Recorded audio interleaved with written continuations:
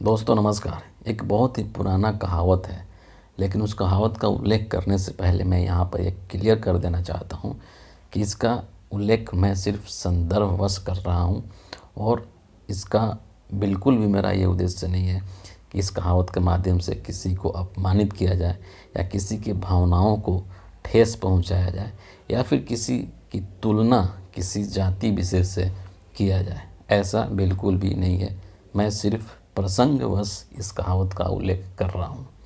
Okay, तो कहावत यह है कि 100 सुनार की और एक लुहार की, यानी कि सुनार 100 चोट मारता है तो उसके 100 चोट के बराबर लुहार का एक चोट होता है।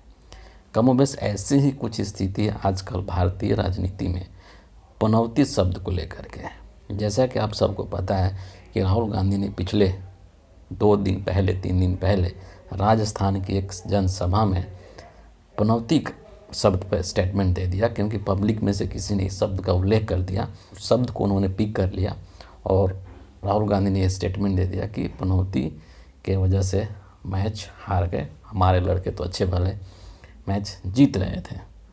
अब ये जो चीज़ें हैं ये भारतीय राजनीति में इतना गर्माहट पैदा कर देगी, ये किसी ने नहीं सोचा था।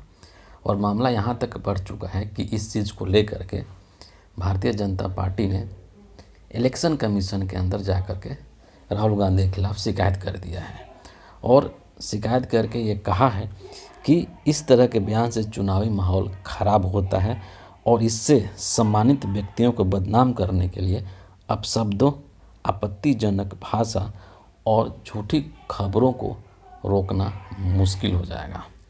और चुनाव आयोग को क्या था, बस चुनाव आयोग ने झट से जो है एक नोटिस थमा दिया राहुल गांधी को और राहुल गांधी को ये समय दिया गया कि आप जो है शनिवार तक है ना इस चीज़ का जवाब दें। यहाँ पर 2-3 चीज़ें हैं जो कि बहुत ही समझने की ज़रूरत है। सबसे पहले कि यहाँ पर बीजेपी के लोगों ने उल्लेख किया कि सम्मानित व्यक्तियों को, है ना, यानी कि बीजेपी को यह लगता है कि सिर्फ इस देश के अंदर नरेंद्र मोदी ही सम्मानित व्यक्ति हैं और बाकी जो विपक्ष के नेता हैं, जो कांग्रेस के नेता हैं, राहुल गांधी है, सोनिया गांधी है, ये लोग सम्मानित नहीं हैं। और दूसरे तरफ इससे यह भी निकल करके सामने आता है कि अब अपमानित करने वाले शब्द या अमर्यादित शब्द सिर्फ विपक्ष के लोग इस्तेमाल कर रहे हैं, जबकि हकीकत पूरे देश को पता है कि किस तरह से इस देश में खास करके बीजेपी के लोगों के द्वारा और प्रधानमंत्री नरेंद्र मोदी के द्वारा खुद विपक्ष के नेताओं के लिए कैसे कैसे शब्दों का इस्तेमाल किया जाता है। हमेशा जब भी कहीं भाषण देते हो, पप्पू, 50 करोड़ की गर्लफ्रेंड, जर्सी गाय, सूर्पणखा, मूर्खों का सरदार, जिसका कि हाल में चर्चा में हुआ, और न जाने ऐसे कितने शब्दावली हैं जो कि बीजेपी के नेताओं के द्वारा और स्वयं प्रधानमंत्री नरेंद्र मोदी के द्वारा बार बार लगातार बोला जाता है। तो कहने का मतलब है क्या ये जो शब्द है, जो नरेंद्र मोदी खुद इन शब्दों को बहुत ही फ्रिक्वेंटली इसका इस्तेमाल करते हैं, तो क्या ये शब्द जो है अमर्यादित नहीं है? क्या इन शब्दों के इस्तेमाल करने से किसी के मान सम्मान को ठेस नहीं पहुंचता है? या ये भाजपा के डिक्शनरी में, भाजपा के संस्कृति में ये शब्द सम्मानजनक शब्द माने जाते हैं? ये सोचने वाली बात है। दूसरी तरफ जब नरेंद्र मोदी के द्वारा या बीजेपी किसी भी बीजेपी के अंदर ऐसे नेताओं की एक पूरी लंबी कतार है, पूरी लाइन है जो किस तरह के अमर्यादित अपशब्द वाले भाषाओं का इस्तेमाल करते हैं, इसमें अकलौते नरेंद्र मोदी नहीं है, फिर उस समय चुनाव आयोग मौन व्रत धारण क्यों कर लेता है? बीजेपी के नेताओं को नोटिस क्यों नहीं थमाता है चुनाव आयोग? आपको याद होगा कि सुप्रीम कोर्ट ने एक बार इस बात का जिक्र किया था कि हमारे देश का चुनाव आयोग ऐसा होना चाहिए जो कि प्रधानमंत्री से भी सवाल कर सके।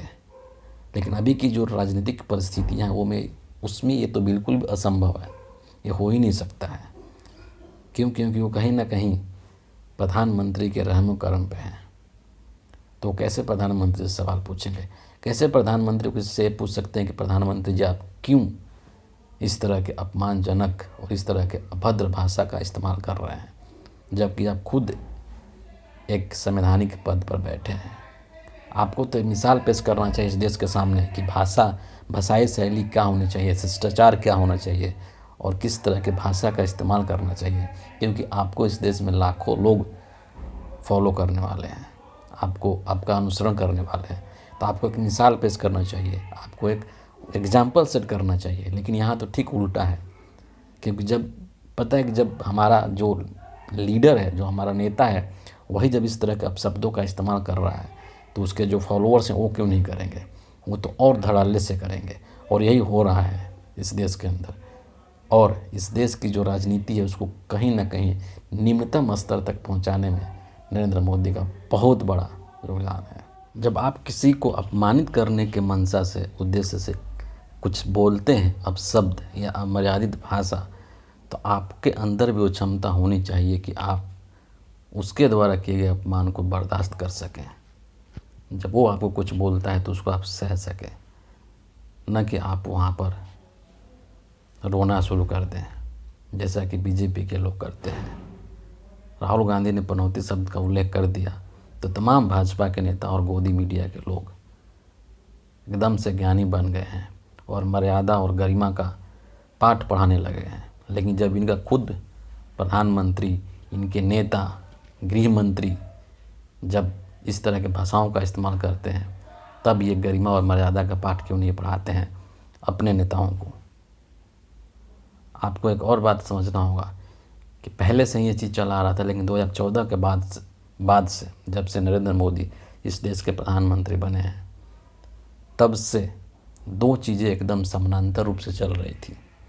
एक तरफ अलग अलग माध्यमों से और अलग अलग तरीके से नरेंद्र मोदी की इमेज को बिल्ड किया जा रहा था, उनकी इमेज को, उनकी छवि को इस तरह से बनाया जा रहा था जैसे कि देश के जनता को लगने लगे कि नरेंद्र मोदी से बड़ा कोई है ही नहीं और उनके बराबरी का कोई नहीं है, उनका कोई स्थान नहीं ले सकता है, पूरे दुनिया में उनकी कितनी इज्जत है, सम्मान है, प्रतिष्ठा है। इस तरह की इमेज बनाई जा रही थी एक तरफ नरेंद्र मोदी के बारे में, और इसमें भारत की जो गोदी मीडिया है उसका सबसे प्रमुख योगदान है। और दूसरे तरफ इसके समानांतर एक ऐसा मुहिम चलाया जा रहा था जिसमें कि बीजेपी के पूरा तंत्र शामिल था, आईटी तंत्र, करोड़ों रुपए खर्च किए जा रहे थे और उसमें ये कोशिश की जा रही थी कि राहुल गांधी की छवि को कैसे ख़राब करना है, इनकी छवि को जनता के सामने कैसे इनको ख़राब करना है कि ये जो है ही नहीं किसी लायक, ये पॉलिटिशियन ही नहीं है।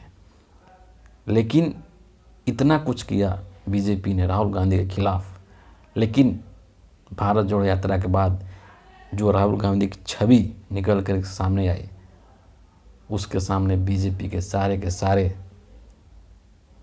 जो चीज़ है वो बेकार हो गया। इस चीज़ का कितनी बार राहुल गांधी ने भी उल्लेख किया है कि मेरी छवि बिगाड़ने के लिए इन्होंने करोड़ों रुपए खर्च किए और सभी के सभी रुपए जो बर्बाद हो गए।